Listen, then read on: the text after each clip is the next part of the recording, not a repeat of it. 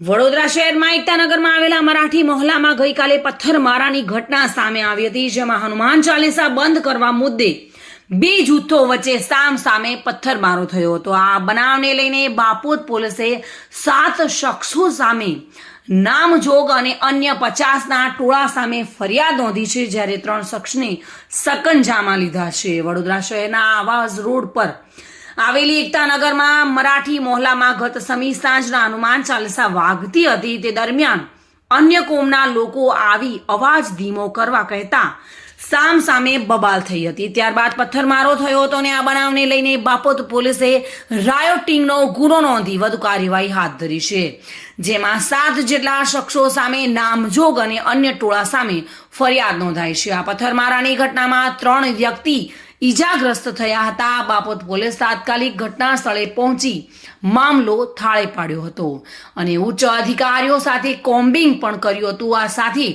Bapod police અને વડોદરા શહેર crime બ્રાન્ચની ટીમો સાથે મળીને કાર્યવાહી કરી હતી, જેમાં અત્યાર સુધીમાં 3 શખ્સને સકંજામાં લીધા છે। વધુ પૂછપરછ બાદ અટકાયત કરવામાં આવશે। ગત મોડી સાંજે થયેલા પથ્થરમારાની ઘટનાને લઈને અફરાતફરીનો માહોલ સર્જાયો હતો।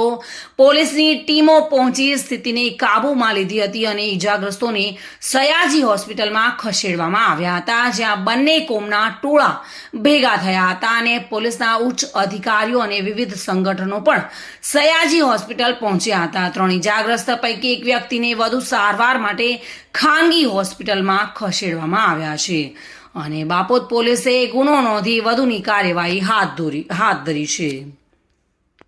Reena Parmar, today news, Gujarati.